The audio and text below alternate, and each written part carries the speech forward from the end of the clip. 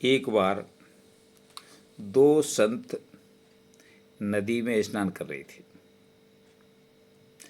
एक संत कुछ मोटा था और एक संत पतला था। मोटे संत में योग बल से पानी पर बैठने की क्षमता आ गई थी और पतला संत पानी में, गहरे पानी में घुसने से डरता था। स्नान के बाद उन संतों के बीच में वार्ता हुई, उसका विवरण मैं आपके सामने पेश करना चाहता हूँ। उनमें से एक संत ने कहा कि भाई, मोटे आदमी और पतले आदमियों में तैरने में होशियार कौन होता है?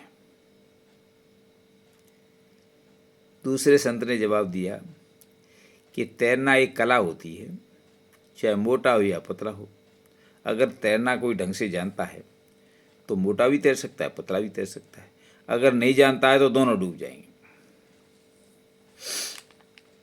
फिर संत ने प्रश्न किया कि भाई, चाहे मोटा सब हो या पतला सब हो, जब पानी में फेंक दिया जाता है तो वो तो डूबता ही नहीं है, जबकि सब वैसा का वैसा ही जिंदा था तब डूब जाता था, मरने के बाद वो डूबता नहीं है। तो दूसरे संत ने कहा कि मित्र, आदमी के शरीर में इतना वजन नहीं होता है कि वो डूब जाए,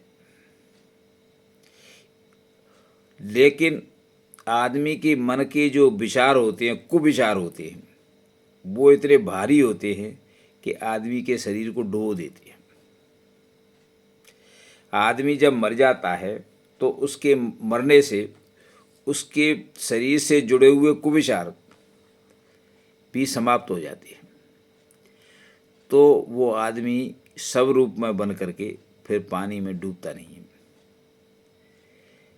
यह बात कह करके उस संत ने समझाया कि मनुष्य में वजन शरीर का नहीं है, मनुष्य में वजन कुविचारों का है।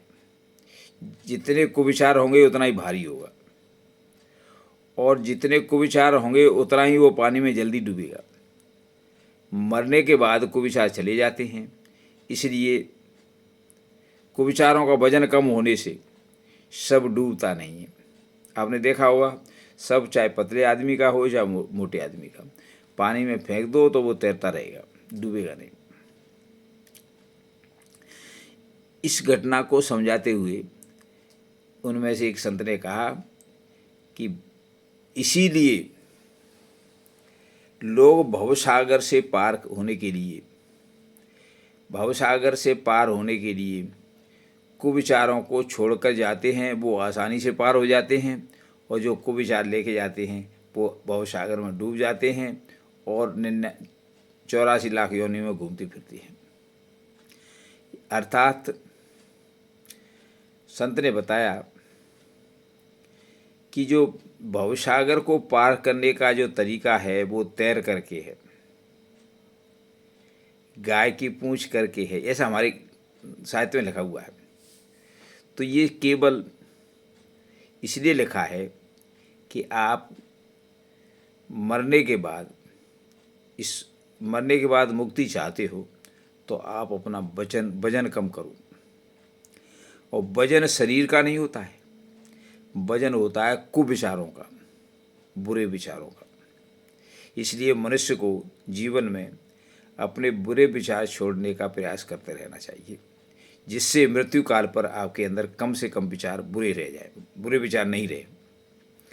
बुरे विचार नहीं रहने से आपका वजन हल्का हो जाएगा और आप इस दुनिया से पार हो जाओगे। इस तरह से सबका नहीं तैरने का कारण बताते हुए दूसरे संत को उन्होंने संतुष्ट किया। धन्यवाद।